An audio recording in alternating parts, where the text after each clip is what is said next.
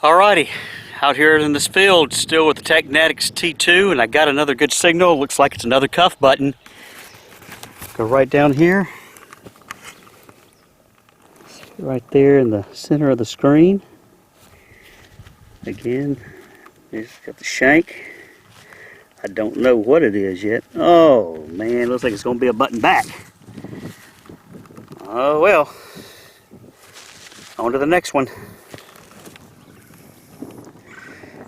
Alrighty, so I've got a good target here. It looks like it's a cuff button of some sort.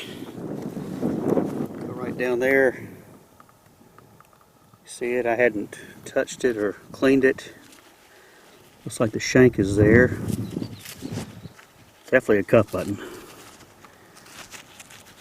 Let's see what it may be.